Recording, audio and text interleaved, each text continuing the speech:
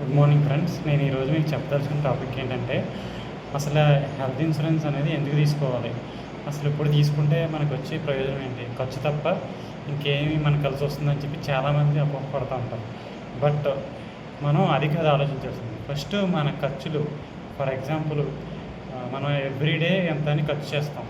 ఆ ఖర్చులో మహా అయితే మన ఫ్యామిలీ మొత్తానికి మనం ప్రీమియం కట్టేది మహా అయితే ఒక 100 రూపాయలు పర్ డేకి, 100 రూపాయల లోపే ఉంటుంది.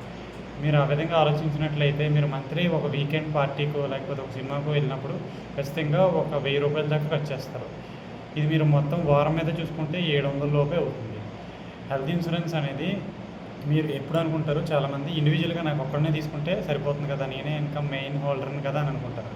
కానీ అదొకటే కాదు, మెయిన్ హోల్డర్ మీరైనా కూడా మీ ఇంట్లో ఫ్యామిలీలో ఫర్ ఎగ్జాంపుల్ నలుగురు ఉన్నారనుకో, మీ ఇంట్లో రిమైనింగ్ 3 మెంబర్స్కి ఏం జరిగినా కూడా అది మీ మీదే పడుతుంది. ఆ బర్డెన్ అనేది మీ మీదే పడుతుంది.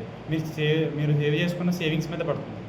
ఎవరైనా సరే ఓ 10-15 లక్షలు బ్యాంక్ బ్యాలెన్స్ ఉంటే తప్ప హెల్త్ ఇన్సూరెన్స్ కంపల్సరీగా తీసుకోవాలి. మెయిన్ మిడిల్ క్లాస్ పీపుల్స్ అనుకుంటారు మనకి ఎందుకులే ఈ ఖర్చు అని అనుకుంటారు. కానీ మిడిల్ క్లాస్ పీపుల్సే అవి తీసుకోవడం చాలా బెటర్. మిడిల్ క్లాస్ పీపుల్స్ అవి తీసుకోవడం వల్ల ఏంటంటే హాస్పిటల్కి అయ్యే ఖర్చు అంతా కూడా ఆ కంపెనీయే భరిస్తుంది. అంటే మీరు 10 లక్షలు తీసుకున్నారనుకో, ఫర్ ఎగ్జాంపుల్ 10 లక్షలు మీ బ్యాంక్ అకౌంట్లో ఉన్నట్టే. అంటే మీ బ్యాంక్ అకౌంట్లో ఉన్న డబ్బు ఖర్చు చేయట్లేదు, ఇన్సూరెన్స్ కంపెనీ ఖర్చు చేస్తుంది కాబట్టి మీ బ్యాంక్ అకౌంట్లో ఉన్నట్టే. అది ఒక ఓవర్ డ్రాఫ్ట్లా ఉన్నట్టు అనమాట, ఒక అసెట్ లాగా. ఒక బ్యాంక్ అకౌంట్లో ఒక కనపడిన ఆస్తి కింద అనమాట. అది ఒక కనపడిన ఆస్తి కింద దాన్ని మీరు అనుకోవచ్చు అనమాట. అలా హెల్త్ ఇన్సూరెన్స్ అనేది మీ ఫ్యామిలీలో ఎంతమంది ఉంటే అంతమందికి తీసుకోండి. మహా అయితే మీరు ఇండివిజువల్గా తీసుకోవడం వల్ల ఒక 4000 తగ్గుతుంది అంతే. మహా అయితే ఫ్యామిలీ మొత్తం ఇంకొక ముగ్గురిని యాడ్ చేయడం, అంటే పిల్లలు అంటే మహా అయితే 15 సంవత్సరాలు, ఒక 20 సంవత్సరాలు ఉంటారు, వాళ్ళని కూడా యాడ్ చేసుకుంటే మొత్తం మీద ఒక 10,000 లోపే పడుతుంది అనమాట. ఎక్స్ట్రా ఒక 10,000 లోపే పడుతుంది. ముగ్గురిని యాడ్ చేసుకోవచ్చు. ఒకళ్ళు సపోజ్ ఫర్ ఎగ్జాంపుల్ ఒక పర్సన్ తీసుకుంటే 12,000 13,000 అయింది అనుకోండి, ఫ్యామిలీ మొత్తాన్ని యాడ్ చేయడం వల్ల 20,000 అవుతుంది అంతే, అంతకు మించి ఎక్కువ అవ్వదు. దానివల్ల మీకు కలిసి వచ్చేది ఏంటంటే ఫర్ ఎగ్జాంపుల్ 10 లక్షల పాలసీ ఫ్యామిలీ మొత్తానికి ఇచ్చాడు అనుకోండి, మిగతా రిమైనింగ్ పర్సన్స్ కూడా సేమ్ ఒక్కొక్కరికి 10 లక్షలు చొప్పున ఇస్తాడు.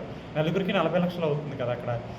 నలుగురు కూడా ఎన్నిసార్లు అయినా కూడా అన్లిమిటెడ్ టైమ్స్ యూస్ చేసుకునే మంచి option refill, auto recharge, auto refill అలా ఆప్షను, అండ్ ఇన్ఫినిటీ కేరు, ఇలాంటి ఆప్షన్స్ అన్ని కంపెనీస్ కూడా ఇస్తున్నాయి అనమాట.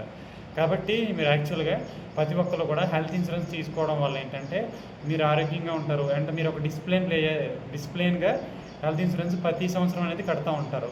దానివల్ల మీరు మీ ఫ్యామిలీ మెంబర్స్ కూడా ప్రొటెక్ట్ అవుతారనమాట. ఇన్ కేస్ ఏదైనా సర్జరీస్ వచ్చినాయి అనుకోండి, కొంతమందికి ఎగ్జిస్టింగ్ డిజీజెస్ ఉంటే ముందుగానే చెప్పండి డాక్టర్కి, ఇలా నాకు ఈ డిజీజెస్ ఉంది, దానికి కవర్ అవుతుందా లేదా అని చెప్పేసి అడగండి. ఒకవేళ కొంతమంది షుగర్ ఉంది, బీపీ ఉందని యాడ్ చేస్తే ప్రీమియం ఎక్కువ పడుతుంది కదా అని చెప్పి చెప్పరు.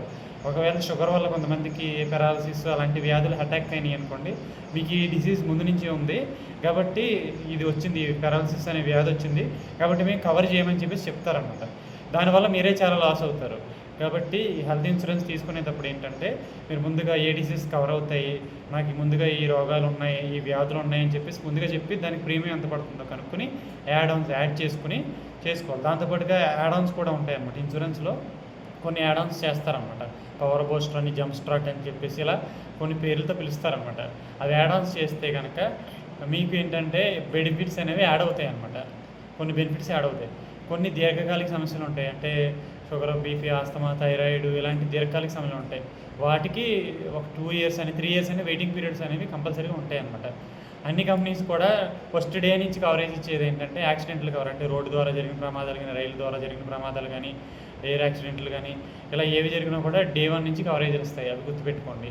అండ్ కొన్ని కంపెనీస్ అయితే కనుక ఓపీ కూడా కవరేజ్ ఇస్తాయి. కొన్ని కంపెనీస్ ఓపీ కవర్ ఇవ్వవు. అంటే ఓపీడీ అంటే ఒకవేళ ఒక 2 అవర్స్ 3 అవర్స్ హాస్పిటల్లో స్పెండ్ చేసి వెళ్ళిపోయిన తర్వాత, అంటే అడ్మిషన్ చేసుకోవాలంటే హాస్పిటల్ 24 అవర్స్ కంపల్సరీగా ఉండాలని చెప్తారనమాట కండిషన్. కానీ 24 అవర్స్ మీరు ఉండరు చాలాసార్లు. 24 అవర్స్ ఉండకపోయినా మీ బిల్ అనేది చాలా అవుతుంది, 60,000 50,000 అవుతుంది. సపోజ్ కొన్ని కంపెనీస్ ఏంటంటే డెంటల్స్ అనేవి కవర్ అవ్వవు. కొన్ని కంపెనీస్ అనేవి ఏంటంటే కొన్ని వ్యాధులకి కవరేజ్ ఇవ్వవు. కొన్ని కంపెనీస్ వీటికి కవర్ ఇస్తాయని చెప్పి ముందుగానే చెప్తాయి అనమాట. మనం అవన్నీ ఏం కవర్ అవుతున్నాయి, ఏం కవర్ అన్నీ తెలుసుకుని దానికి ప్రీమియం కట్టుకుంటే, అండ్ దాంతోపాటు నెట్వర్క్ హాస్పిటల్స్ ఏవి ఎక్కువ ఉన్నాయో చూస్ చేసుకోవాలి. మన దగ్గరలో ఏవైతే ఉన్నాయో అవన్నీ కూడా సెలెక్ట్ చేసుకుని ఏ హాస్పిటల్స్ అవైలబుల్గా ఉన్నాయో అవన్నీ చూసుకుని మనం and yearly once health checkup కూడా చేయించుకుంటే మంచిది. ప్రతి ఒక్కరు కూడా హెల్త్ చెకప్ చేయించుకుంటే మనకి ఏవైతే ఉన్నాయో అని అన్నీ తెలుస్తాయి. అండ్ ప్రతి ఒక్కరు కూడా ఆరోగ్యంగా ఉండాలి అండ్ గుడ్ హెల్త్ హ్యాబిట్స్ చేసుకోవాలంటే ఫైనాన్షియల్ స్టేబిలిటీ ఉండాలి. మీరు ఇటువంటి హెల్త్ ఇన్సూరెన్స్ తీసుకోవడం వల్ల మీ ఫ్యామిలీకి మంచి సపోర్ట్ ఉంటుందని చెప్తున్నాను. Thank you friends. అందరూ వీలైతే ఈ వీడియోని షేర్ చేయండి అండ్ అందరూ కూడా చూడండి, లైక్ చేయండి sir. Thank you very much.